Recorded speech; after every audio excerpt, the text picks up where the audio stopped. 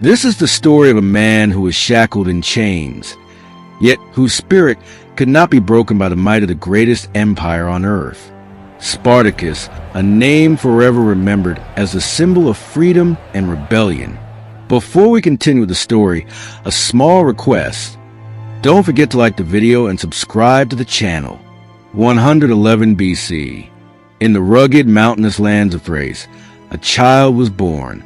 This was a land of fierce tribes, hardened by survival, known for their fearless nature. Spartacus was born among them. History tells us little about his childhood, but what we do know is enough. He grew strong, sharp, and unyielding.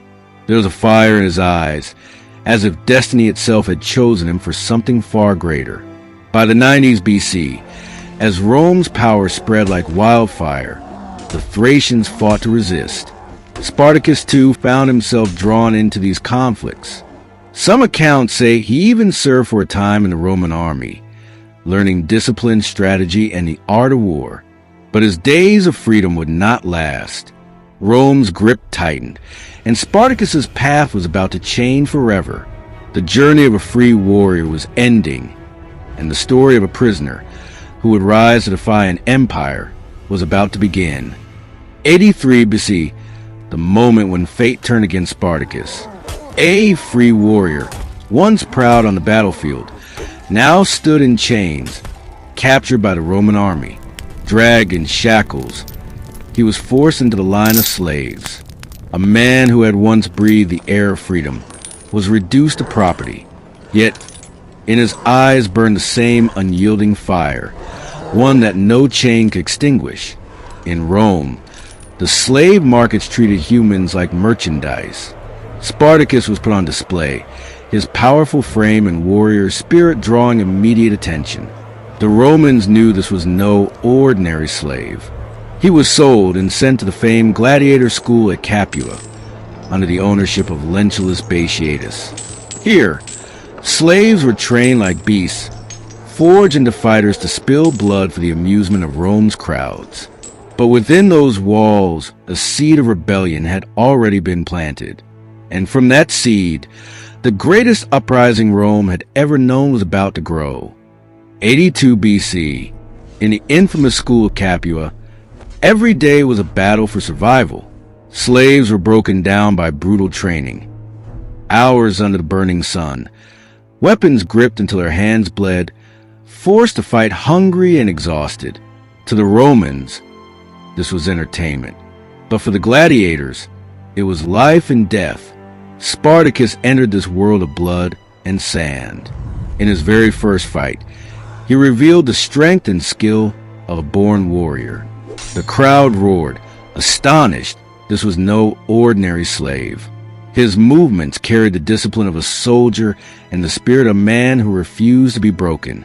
Yet, while the spectators cheered, Spartacus's heart burned with something far deeper. He began to see the truth. These games were not honor, but cruelty. The arenas were not stages of glory. They were prisons of suffering. In the dark corners of the barracks, Spartacus whispered with his fellow slaves. They all carried the same dream. Freedom is the only way for us. Spartacus whispered with his fellow slaves. They all carried the same dream, the dream of freedom. Slowly, bonds of trust formed.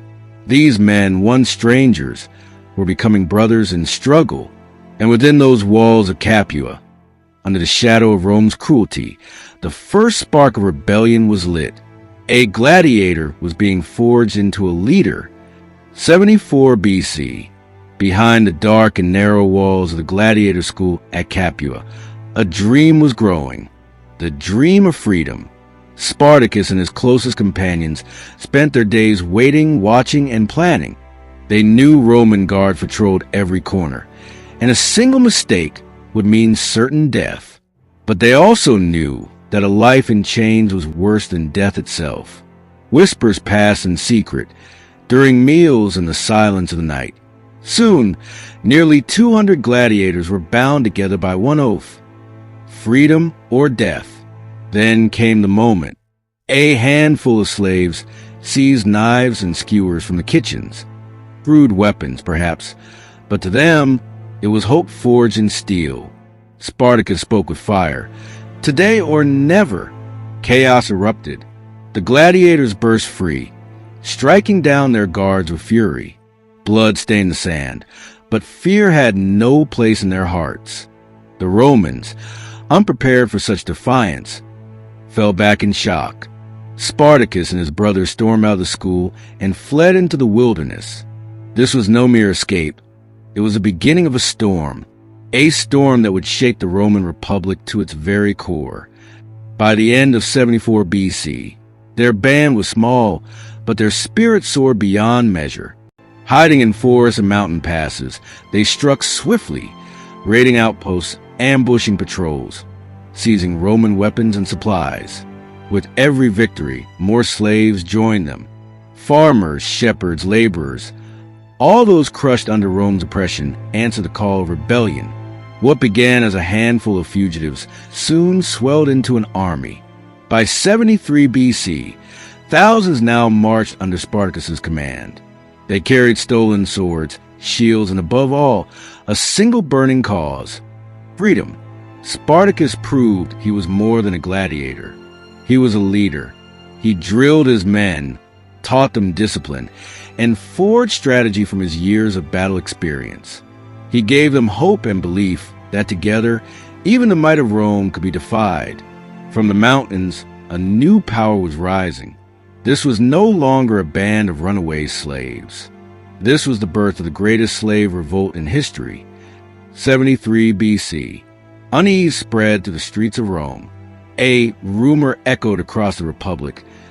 Slaves had risen in rebellion, led by a man named Spartacus. In the Senate, fear mixed with fury. These were slaves once bought and sold like cattle, now standing as an organized army. Rome wasted no time. A force of trained soldiers was dispatched to crush the revolt. Confident and proud, the Romans believed this would be an easy victory. The Romans surrounded the mountain, certain their enemy was trapped. Yet under the cover of night, Spartacus led a daring move. Using ropes made from vines, his army climbed down the steep cliffs and struck the Roman camp in a sudden, furious assault. The legion, unprepared and overconfident, fell into chaos. Spartacus and his rebels overwhelmed them, turning Rome's pride into panic. This victory shattered Roman arrogance and crowned Spartacus as a leader of destiny. Rome now realized the revolt was no mere uprising. It was war. After 73 BC, Spartacus led his army across the Italian countryside. They struck towns and villages, freeing slaves wherever they went, swelling their numbers with every step. What had once been a band of fugitives had now grown into tens of thousands. This march was more than war. It was a message. Wherever Spartacus passed, hope ignited in the hearts of the oppressed. Slaves who once lived in silence now believed. Freedom was no longer a dream. It was within reach. The Roman legions tried again and again to stop him, but Spartacus outmaneuvered them each time. With discipline and cunning, he led his men through mountains, valleys, and open fields, striking where Rome least expected. By 72 BC, the rebellion had become a full-scale war.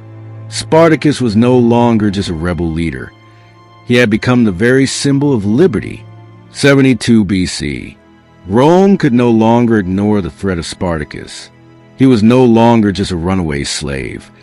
He was a commander of an army that had grown into tens of thousands. The Republic sent its best generals to crush the rebellion. But Spartacus had become a master of war. He knew he could not always match Rome in open battle. So he turned the land itself into his ally. Mountains, valleys, and open plains became his battlefield. Whenever the Roman legions advanced, Spartacus would maneuver his men through hidden routes, striking the enemy from behind, cutting off supplies, and vanishing before they could retaliate. Time after time, Rome tasted defeat. Slaves who once bent their backs under chains now raised their swords and brought mighty legions to their knees. And Spartacus, he was no longer just a leader of rebels. He had become Rome's darkest nightmare. Spartacus had won many victories, but his true goal was never endless war. It was freedom. He told his army that the time had come to leave Italy and return home. The Thracians dreamed of their distant lands. The Gauls longed for their villages. Each man carried the hope of seeing his family again, no longer in chains but free at last. For Spartacus, this march was not about bloodshed. It was about a new beginning. But the dream of escape was not an easy one. The path north was filled with mountains, dangers, and the watchful eyes of Rome. The Republic knew that if this army of slaves managed to survive, their power would only grow stronger. With hope burning in his eyes, Spartacus led his people toward the north. But Rome had already decided this rebellion would end no matter the cost. In 72 BC, they made a decision to send a new commander, Marcus Licinius Crassus, the wealthiest man in Rome, feared for his discipline and his ruthlessness. Crassus knew that defeating Spartacus would take more than swords. It would take strategy, strict order, and merciless resolve. He imposed brutal laws on his soldiers, punishing any who retreated, forcing his legions to fight with unyielding discipline. Spartacus now faced a new enemy, one not only powerful but patient, relentless, and determined to crush him at any cost. The war was moving toward its decisive stage. Spartacus's dream of freedom and Rome's unshakable power were about to collide. Spartacus dreamed of leading his army out of Italy back to their distant homelands. But Crassus knew if the slave army escaped, Rome's power would be weakened forever. So he devised a ruthless plan. He ordered his legions to dig trenches and build massive fortifications across northern Italy, cutting off every path of escape. Day and night, thousands of soldiers worked, and soon a wall of steel and earth stretched across the land. When Spartacus and his followers arrived, they saw an unbreakable barrier, a fortress built not of stone but of Roman discipline. The dream of escape was shattered. Spartacus realized the truth. This was no longer just a fight for survival. This had become the final test between freedom and slavery. Spartacus knew that if he did not break Crassus's trap, his army would starve and collapse. There was only one choice left: take the risk. On a dark winter night, Spartacus gathered his followers. By the faint glow of torches, he declared, "We will not die in chains. We will live or fall fighting for freedom." And so, the slave army made a daring move. They launched a furious assault on one section of Crassus's wall. Mud, rain, and darkness slowed their steps, but the fire in their hearts drove them forward. Amidst the clash of steel and the cries of battle, Spartacus's men clawed through the fortifications. They stumbled, slipped, and bled, yet they pressed on. At last, against all odds, the barrier was broken. This was not just a victory of war. It was a rebirth of hope, the chains of slavery shattering under the cry of freedom. Spartacus knew that if he did not break Crassus's trap, his army would starve and collapse. There was only one choice left: take the risk. On a dark winter night, Spartacus gathered his followers. By the faint glow of torches, he declared, "We will not die in chains. We will live or fall fighting for freedom." And so, the slave army made a daring move. They launched a furious assault on one section of Crassus's wall. Mud, rain, and darkness slowed their steps, but the fire in their hearts drove them forward. Amidst the clash of steel and the cries of battle, Spartacus's men clawed through the fortifications. They stumbled, slipped, and bled, yet they pressed on. At last, against all odds, the barrier was broken. This was not just a victory of war. It was the rebirth of hope, the chains of slavery shattering under the cry of freedom. Spartacus had broken through Crassus's wall, but he knew this was only a temporary victory. Rome would return, stronger than ever. The Senate poured more legions into the field. giving Crassus reinforcements and ordering other generals to crush the rebellion once and for all. The slave army was being surrounded. Spartacus stood before his followers and spoke. "We have shaken Rome to its core. But now, the decisive hour has come. This battle will seal our fate." There was no fear in his eyes, only resolve. He knew the final confrontation was near, and he wanted it remembered not as the war of slaves, but as the war of free men. 71 BC, the day had come that both Rome and Spartacus had been awaiting. The final battle that Crassus's vast legions stood against the rebels. Outnumbered and outarmed, the odds were stacked in Rome's favor.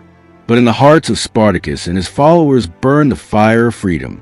Raising his sword to the sky, Spartacus cried, "Today, we do not die as slaves. Today, we fight as free men." The storm of battle erupted.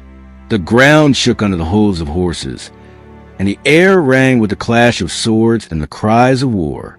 The slaves struck with their last reserves of strength, charging the Roman lines. Spartacus cut through the enemy ranks, his blade striking like lightning. He knew this might be his final fight, yet not for a moment did he falter. The battlefield was engulfed in blood and fire, and the fate of this great story was about to be written. The Roman legions were relentless, attacking from every side. But Spartacus inspired his army with courage from his heart. He declared, "Today we fight as free men, even if fate stands against us." The clash of swords, the pounding of hooves, and the cries of warriors filled the battlefield. Spartacus cut through the enemy ranks alongside his men. He knew these might be his last moments, yet not for a second did he waver. In the end, Roman might prevailed. Spartacus fell, wounded, upon the field, but his sacrifice ignited the flame of freedom in the hearts of slaves forever. This moment was etched in history, the end of the greatest slave revolt ever, yet the spirit of its leader would never die. Spartacus's death shattered the body of the rebellion, but his dreams and courage lived on. Rome punished the defeated slaves brutally. Thousands were crucified, a grim warning that defiance came at the highest cost. Yet what they could not destroy was alive. The story of Spartacus, his bravery, his unyielding desire for freedom. The revolt taught Rome a lasting lesson. Slaves cannot be bound by chains alone. Their hearts and resolve remain unbreakable. The tale of Spartacus echoed across generations, inspiring all who long for liberty. And even today, his name stands as a symbol of freedom and fearless leadership.